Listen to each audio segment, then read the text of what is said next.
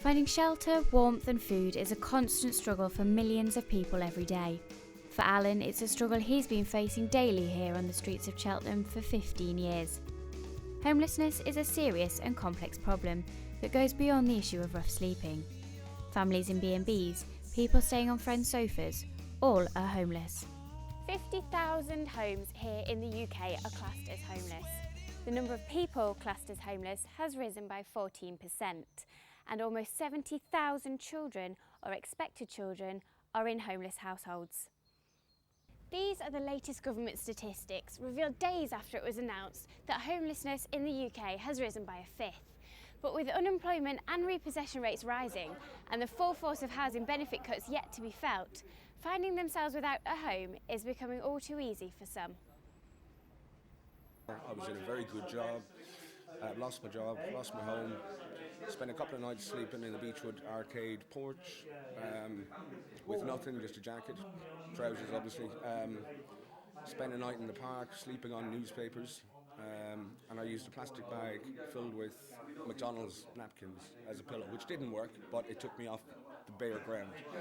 I was assaulted a couple of times, and I was assaulted a few times, 3 times. But there is help out there. Aid from Trinity Church in Cheltenham played a major part in helping Sean to get off the streets, and he's now a volunteer helper at the church's drop-in centre. We prepare food, drinks, give that out to anyone. I mean, don't have to be homeless. Anyone who's walking by who stops, we'll give that out. We're just sort of slowly building up the kind of activities that we're doing in here. So, first of all, we were using it just to prepare food, but we knew there were other things that, like the chairs here. Part of what you've seen tonight is what we kind of want the garage to be, a place where people can come and feel like a home from home. If I hadn't received the help that I received, it was a catalyst for everything else. And I've never been in a position like that before in my life, but obviously the economy slide, the whole lot, but it was scary. And you just felt so low, no self-worth, no self-value. You don't want to see anyone, you don't want to speak to anyone. You stay out of the main high street, because you don't want to bump into anyone you used to work with, because your pride's taking a kick in. I can't say how bad it is. I've got myself sorted now. But these guys have been helping me a lot, and with food and obviously meet new people, it's just good. Otherwise I'd be sat at home depressed. You know what I mean?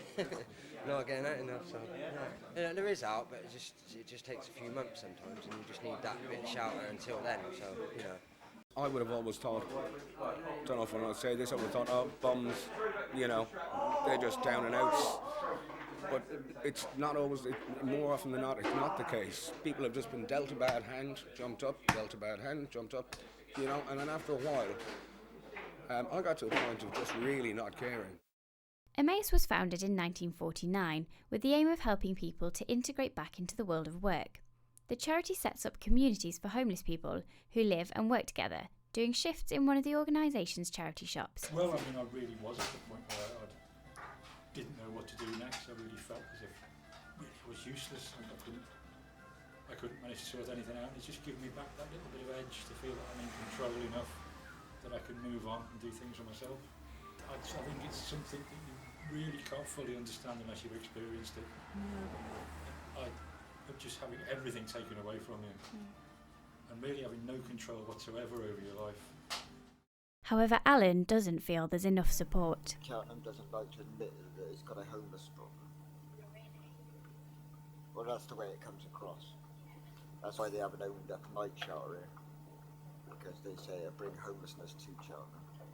I've been told by Cheltenham Council that I would get more help if I went to Gloucester. You're not considering doing that? No, don't like Gloucester. The extent of the problem can't be ignored, and people are turning to the government for answers. That's why a self-entitled Vision to End Rough Sleeping has been initiated, called No Second Night Out nationwide. The idea was started in London last year to try and abolish rough sleeping by the end of 2012, and now the plan is being rolled out across the country. The scheme details 6 commitments, encouraging people to identify and report rough sleepers, and helping local organisations to provide these people with the help needed to ensure no second night out. But not everyone's so convinced. A lot of legislation to do with homelessness seems to be based around if you're 16 to 25. There's not much help after that, you know. Worksop is a small ex-mining town in Nottinghamshire, where in 2002 a reported 1 in 3 houses were affected by heroin use. Hope for the Homeless was founded to relieve the significant problem of rough sleeping in the town, and from a day centre it's developed into permanent accommodation and shelter. I went to Hope to speak with CEO Sandy Smith to find out more about the work of the charity and her opinion of working with No Second Night Out. Our aim is to stop people sleeping on the streets. I mean, there was a time in 2001, 2002 where 11 people were found dead on the streets of Worksop from heroin overdoses. There was no accommodation for them, there was no access to drug services. So we've developed in terms of making sure people aren't on the streets. There is absolutely no need for anybody in Bassetlaw to be sleeping rough at this time. So that is our aim, is to stop people dying, basically. I think the No Second Night Out is a good start, but that will only target the people who are rough sleeping. There's lots of young people who are sofa surfing, being thrown out of home because one parent's met somebody else, and that often leads to conflict, or because their child benefits stopped. Housing Minister Grant Shapps was unavailable for comment, but has issued this quote: "When economic times are tough, protecting the most vulnerable in society becomes even more important. That's why we have dedicated £8 million to extend No Second Night Out outside the capital and make sure that anyone who finds themselves on the streets quickly gets the help they need." Instead, I visited Cheltenham MP Martin Horwood to see for myself just how important tackling the problem of homelessness is for the government and how this new initiative will help. It is a priority, and homelessness, of course, takes many forms. Relatively very few people actually are sleeping rough, but there are many other people who are either finding it impossible to find accommodation or are sleeping with friends, or sometimes in bed and breakfast and other sort of inadequate accommodation. So it is a general problem, but it is certainly a priority for the government to try and sort out. That's one of the key commitments of the coalition. I think we've tried sort of putting little bits of money here and there and supporting odd little projects.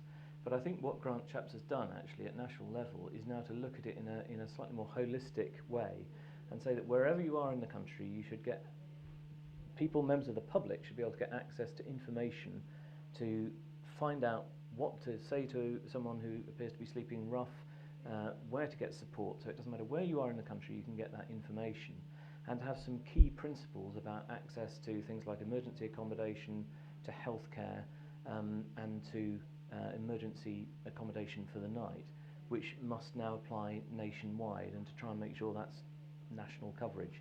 So it's a fresh look at it, and I hope it will work. I think it's a great initiative. It's a long day when you've got no one to speak with. So to get that cup of happiness alongside a cup of tea is incredible. To be able to give that cup of happiness with a cup of tea makes you walk home feeling, pretty good about yourself. So maybe that's a bit selfish, but it's not wrong to feel good about doing something for someone else.